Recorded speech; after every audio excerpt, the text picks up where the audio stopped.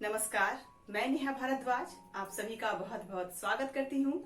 आज हम लोग समझेंगे नई कहानी। इसके अंतर्गत हम लोग जानेंगे इसका समय काल कब से कब तक का है, नई कहानी की परिस्थितियां किस प्रकार से है, नई कहानी को नई कहानी क्यों कहते हैं, नई कहानी की प्रकृति क्या है। तो चलिए विस्तार से नई कहानी को हम लोग समझते हैं। नई कहानी हिंदी कहानी का नया दौर 1950 के आसपास सामने आया, जिसे नई कहानी के नाम से जाना गया। प्रेमचंद की 1930 के बाद की कहानियों में विचार का स्थान संवेदना और घटनाओं का स्थान कार्य व्यापार ने ले लिया। इस प्रकार कहानी में देखते हैं प्रतीकात्मकता और बिंबात्मकता का महत्व बढ़ गया। नई कहानी का नयापन उसकी विद्रोह चेतना में अंतर्निहित है। अलंकारिक भाषा में कहें तो नई कहानी समकालीन व्यवस्था के प्रति विद्रोह का शंखनाद है। भारत को आजादी मिली, 200 साल की पराधीनता के बाद मिली जो आजादी थी वो अपने आप में बड़ी उपलब्धि थी। आजादी मिलते ही देश का विभाजन हो गया और इसमें देखा गया कि शरणार्थियों और भूखे आघात जितने भी आघात घायल लोग जो थे वो इस अवस्था में जो थे, और इससे क्या हुआ, देश की जो आत्मा थी वो भी घायल होने लग गई। इस प्रकार देखा गया तो झूठ का बोलबाला और सच का मुंह काला होने लग गया। नेहरू जी के दिखाए गए सपने जो थे वो टूटने लग गए। नया औद्योगिक समाज लोगों की संवेदनाएं कुचलने लग गया। इससे रचनाकार आहत हुआ। लेखक को लगने लगा कि हर सिद्धांत, आदर्श और संदेश जो है वो नकली है और झूठ है। उसे इनमें से किसी से भी जुड़ना नहीं चाहिए, और उसकी जो प्रतिबद्धता है वो समाज के प्रति तो है, पर किसी बाहरी सिद्धांत का सहारा लेकर के नहीं, बल्कि उसे अपने देसी अनुभवों पर आधारित होनी चाहिए। इस प्रकार अनुभूति की सघनता उसकी रचना का केंद्रीय तत्व बन गया, और अनुभूति के अलावा कुछ भी अभिव्यक्त करना नकली होगा या झूठ होगा। इस प्रकार आदर्श और विचार से हिंदी कहानी ने नाता तोड़ दिया, वह वर्तमान का वाचक बन गया। इसीलिए इस युग में ना तो ऐतिहासिक कहानियां लिखी गई और ना ही भविष्य के लिए कोई आदर्श निर्मित किया गया। कहानी जो है वो समाज का दीपक नहीं बल्कि दर्पण बन गए, जिसमें अतीत और भविष्य नहीं बल्कि वर्तमान प्रतिबिंबित होने लग गया। कहानीकार का अपना सुख दुख ही कहानी का सुख दुख बन गया। उसकी वस्तु, व्यक्ति और परिस्थिति की वह घनीभूत वेदना है, परिवेश का वह अनुभूति ही किस प्रकार से आज भी हम लोग वास्तविकता है उसमें हम लोग देखते हैं। इस प्रकार हम क्या देखते हैं कि अमरकांत की कहानी जिंदगी और जोक, धर्मवीर भारती की गुल की बन्नो, फणीश्वर नाथ रेणु की तीसरी कसम, शिव प्रसाद सिंह की नन्हो, शेखर जोशी की बदबू, शैलेश मटियानी प्रेत मुक्ति और हरिशंकर परसाई का भोलाराम का जीव, तो इसका प्रमाण हम इसमें देखते हैं। और इसकी जड़ें जो है वो गहरे रूप में भारत के यथार्थ से जुड़ी हुई है। इन कहानियों में व्यक्ति और परिवेश एक दूसरे में घुल मिल गए हैं और अनुभूति ने संवेदना का रूप ले लिया है। इन कहानियों को पढ़ते हुए ऐसा मालूम होता है कि कहीं कुछ आसपास ही घट रहा है। ऐसा प्रतीत होता है कि ये जो पात्र होते हैं वो अपने अपने से लगते हैं, उनसे हमारा साधारणीकरण हो जाता है। इस प्रकार हम क्या देखते हैं कि इनमें कहीं भी बनावटीपन नहीं लगता है। अब अगर हम लोग देखते हैं जिंदगी और जोक के रजवा को ही लेते हैं तो ऐसे हजारों भिखमंगे सड़क पर मिल जाएंगे। रजवा का चरित्र सामने आते ही सड़क पर घूमते हुए जो भिखमंगे हैं उसकी तस्वीरें आंखों के सामने घूमने लगती है। उसी प्रकार 1950 के दशक में कई कहानियां लिखी गई जिन्हें नई कहानी कहा गया, क्योंकि ये नए तर्ज, नए मिजाज और नए किस्म की कहानियां थी। इसमें यथार्थ से प्रत्यक्ष साक्षात्कार हुआ, आदर्श का त्याग हुआ और पुराने को तोड़ करके नई लीक बनाने का आग्रह इस युग की कहानी को नया बनाता है। जिंदगी और जोक में जो अमरकांत की है उसमें मानवीय क्या देखते हैं, साथ ही हम लोग क्या देखेंगे, उषा प्रियंवदा की मछलियां, कृष्ण बलदेव वेद का मेरा दुश्मन, कमलेश्वर का देखते हैं खोई हुई दिशाएं, भीष्म साहनी का चीफ की दावत। चीफ की दावत में किस प्रकार से हम लोग उसमें देखते हैं कि एक बूढ़ी माँ को किस प्रकार से घर में छिपाने की अवस्था हो जाती है। तो माँ के अपमान की कहानी को इसमें दर्शाया गया है। तो भोला राम का जीव हरिशंकर प्रसाई जी का, प्रेम मुक्ति शैलेश मटियानी और बदबू शेखर जोशी, इन किसी कहानी में रचनाकार ने कुछ छिपाया नहीं है, बल्कि अच्छे को अच्छा और बुरे को बुरा बताया है। जड़ होती परंपरा को वह बार बार आघात करता है। इस लिहाज से कई कहानीकार तो कबीर और प्रेमचंद की परंपरा में दिखाई भी देते हैं, जैसे अमरकांत, रेणु, उषा प्रियंवदा, मनु भंडारी, कृष्णा सोबती, शिव प्रसाद सिंह, शेखर जोशी। इस प्रकार से हम लोग देखते हैं। नई कहानी के दौर में संबंध विघटन की कहानी लिखी गई, इसीलिए अधिकांश कहानियों में संबंध जुड़ते नहीं बल्कि टूटते हुए दिखते हैं। चाहे संयुक्त परिवार का टूटना हो या एकल परिवार या प्रेम की डोर हो, सारे संबंध टूटते हुए नजर आते हैं। परिवार टूटने का सीधा संबंध क्या है? आर्थिक बदलाव से। तेजी से बढ़ते औद्योगिकरण और शहरीकरण के कारण लोग गांव से शहरों की ओर भागे। वहां पर पत्नी बच्चों के साथ उनका परिवार बना। माँ और पिता या तो अतिथि माने जाने लगे या चीफ की दावत में कभी मुसीबत तो कभी वरदान बने।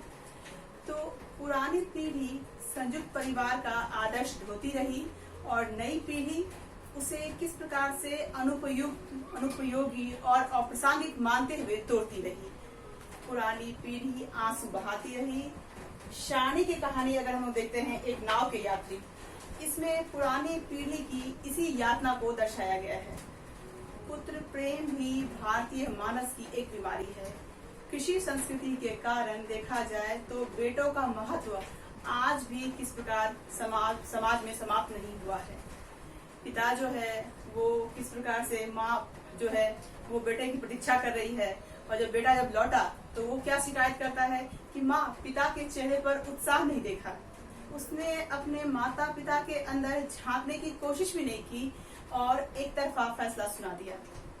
तो इस प्रकार हम लोग यहाँ पर देखते हैं कि परिवार की बदलती संकल्पना जो है और उसके संबंधों के टूटने की आवाज जो है वो भीष्म साहनी की चीफ की दावत और राजकुमार के सेलर में भी साफ सुनाई देती है। चीफ की दावत में माँ क्या है, समस्या बन जाती है। चीफ आने वाला होता है और वो अमेरिकी है। उसके सामने माँ को कैसे पेश किया जाए? पुरानी चीजें या तो ढक दी जाती है या ठिकाने लगा दी जाती है, पर माँ को ना तो ढका ही जा सकता है और ना ही ठिकाने लगाया जा सकता है। अंत में तो हद ही हो गई जब श्यामनाथ को लगा कि माँ तो बहुत उपयोगी चीज है।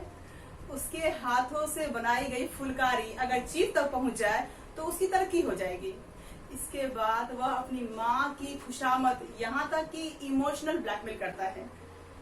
तो मध्यम वर्ग का जो सुखवाद और तरक्की की जो लालसा है, उसने जो आज देखते हैं कि वो चरम सीमा पर है। तो उसी समय से व्यक्ति में इसका जो घुन लगना जो है वो शुरू हो गया था। तो सेलर में हम लोग क्या देखते हैं कि इसमें भी पारिवारिक संबंधों की चटकने की मार्मिक कथा है, लेकिन इस कहानी में परंपरागत धारणा की पुष्टि की गई है। घर जमाई बन करके आदमी अपना पुरुषार्थ और अपना पहचान खो देता है। उसे अपमान का घूंट पी करके जीना पड़ता है, नौकरों सा जीवन व्यतीत करना पड़ता है। वह अकेले अपने बच्चे को सेलर बनाने के लिए अपनी पूर्व पत्नी के मायके में सारे अपमानों के बावजूद टिका रहता है, परंतु ना तो उसका व्यक्तित्व सलामत रहता है, ना ही उसका बेटा सेलर बन पाता है। वह घर का नौकर बन के रह जाता है।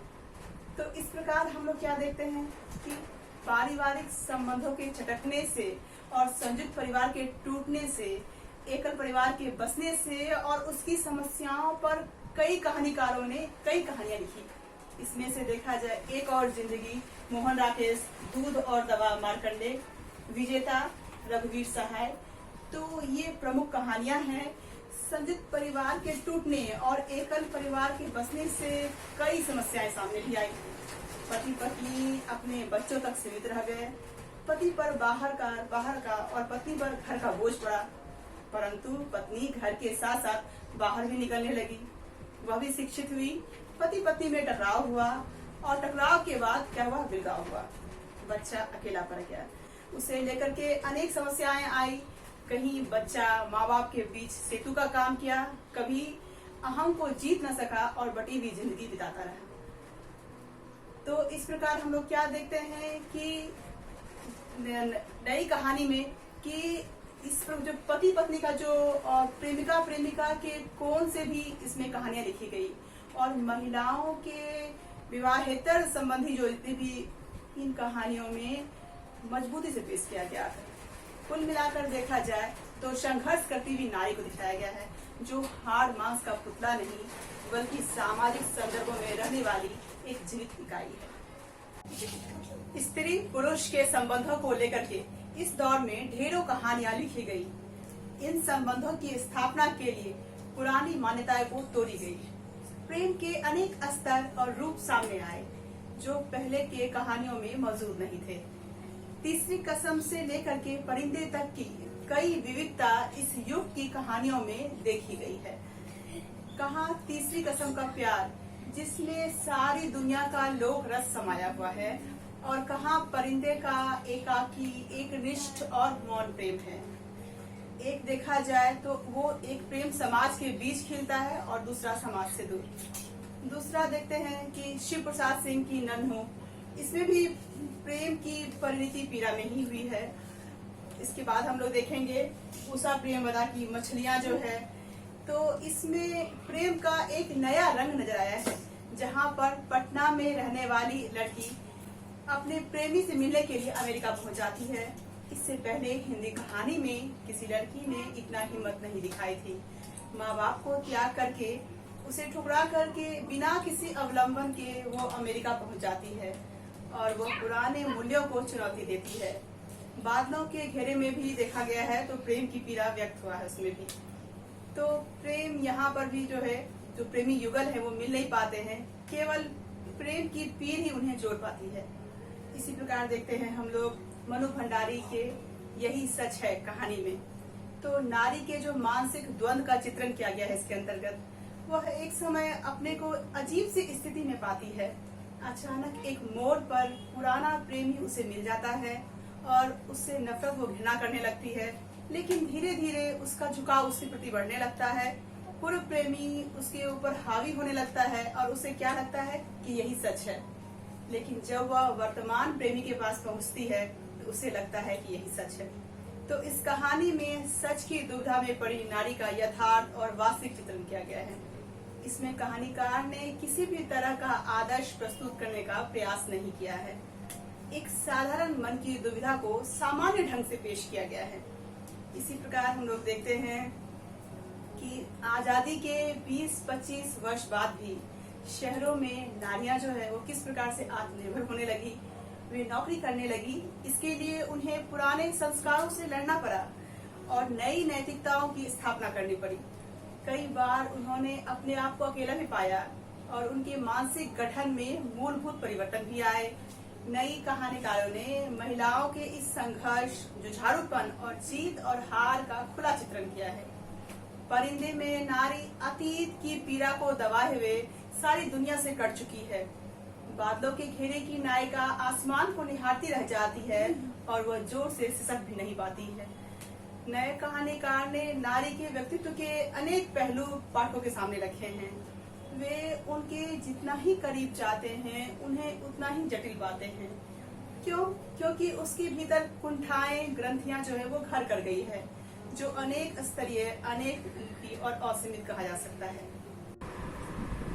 आम आदमी के कष्ट को भी इस युग के कहानीकार ने व्यंजित किया है। जिंदगी और जो बदबू, गुल की बहनों, प्रेम, मुक्ति, भोला राम का जी, इसी ढंग की कहानियां हैं। इसे प्रेमचंदीय परंपरा की कहानियां कह सकते हैं। ये कफन, पूस की रात और ठाकुर का कुआं की परंपरा की कहानियां हैं, जिसमें यथार्थ की संवेदना सहित इसे प्रस्तुत किया गया है और उस पर देखा गया तो आदर्श का लेप जो है वो नहीं चढ़ाया गया है। कहानी आत्मसंबोधन नहीं है, वह दूसरों को सुनाने के लिए लिखी जाती है। इसीलिए कहानीकार को कहानी इस ढंग से बोलना होता है कि वह पाठक की चेतना में समा जाए। जो कहानी पाठक से जितना अधिक तादात्म्य स्थापित कर पाती है वह उतना ही सफल रचना होती है। कहानीकार पाठक को अपनी अनुभूति का हिस्सेदार बनाता है। इसीलिए कहानी में शैली और भाषा का महत्व जो है वो और भी अधिक बढ़ जाता है। साथ ही कथ्य और शिल्प को भी अलग करना ये भी ठीक नहीं है। तो कथ्य और शिल्प एक दूसरे से अविभाज्य है। कहानीकार नया यथार्थ बोध लेकर के और जीवन दृष्टि लेकर के आया, जिसके लिए नई भाषा और शिल्प की आवश्यकता पड़ी। नई कहानी की भाषा देखा सांकेतिक हो गई। इसके लिए तरह तरह के प्रतीकों और बिंबों का इस्तेमाल किया गया। कहानी की शुरुआत और अंत का ढंग जो है वो बदल गया। प्रतीक कथा के रूप में अगर देखा जाए तो इस प्रकार से इसके जो अंग हैं वो बदलते गए और उन्हें समझे बिना कहानी ठीक से समझी नहीं जा सकती है। अमरकांत की कहानी अगर देखते हैं, जिंदगी और जोग, उषा प्रियमदा की मछलियाँ, कृष्ण बलदेव वेद की मेरा दुश्मन, निर्मल वर्मा की परिंदे, शेखर जोशी की प्रेम मुक्ति, तो ये प्रतीकों के माध्यम से कही गई कहानियां हैं ये सब। और इन कहानियों के प्रतीकों को जाने बिना कहानी की सच की गहराई जो है और उसके जो घनत्व है उसको नहीं समझा जा सकता है। लेकिन कभी कभी क्या होता है कि प्रतीक को पकड़ना इतना मुश्किल हो जाता है कि आरंभ में कहानियां जो है वो बिल्कुल ही समझ में नहीं आती है। जैसे हम देखेंगे कृष्ण बलदेव वेद का मेरा दुश्मन, निर्मल वर्मा का परिंदे, प्रिया शुक्ल का देखते हैं तो सामान, मार्कंडे की देखते हैं दूध और दवा, रमेश बख्शी की है शबरी। इस प्रकार की जो कहानियां हैं, ज्यादा प्रतीकात्मक होने से कहानियों को ठीक से ना समझे जाने का भी खतरा उत्पन्न हो जाता है। इसी प्रकार हम देखते हैं कि कुछ ऐसी कहानी जो है वो कफन से दूर होती गई। इसमें चित्र और बिंब जो है वो उभरने लगे। भाषा में वर्णात्मक और आख्यान परकता का स्थान वो चित्रात्मकता और बिंबात्मकता ने ले लिया। कलात्मक दृष्टि से कहानी के चरण जो है वो आगे बढ़े। असल में कहानी की मूल भाषा जो है वो चित्र है। लिपि के विकास से पहले कहानीकार जो है वो चित्रों के माध्यम से ही तो कथा कहते थे। चित्र मनुष्य की आदिम भाषा है। इस प्रकार कह सकते हैं कि चित्र भी एक कहानी ही होती है। अब कहानी में शब्द, चित्र और बिंब का जो है इसका स्थान अधिक हो गया है और अधिक बढ़ावा दिया जाने लग गया है इसे। इस प्रकार हम देखेंगे कि नई कहानी ने नए सवाल भी उठाए। व्यक्ति, परिवार, समाज, स्त्री पुरुष संबंध, नैतिकता, सभी से जुड़े सवालों को आजादी के बाद कहानीकार ने बिल्कुल नए अंदाज में इसे देखा और उसने टूटते हुए संयुक्त परिवार को बचाने का प्रयत्न नहीं किया, क्योंकि आदर्श स्थापन में उनकी आस्था ही नहीं थी। उन्होंने यथार्थ को ही अपना मूलाधार बनाया। इसीलिए नई कहानी ने परिवारों को टूटते हुए दिखाया गया है। शानी एक नाव के यात्री, यहाँ पे मजबूरन लोग लाश से माँ को रखना पड़ता है।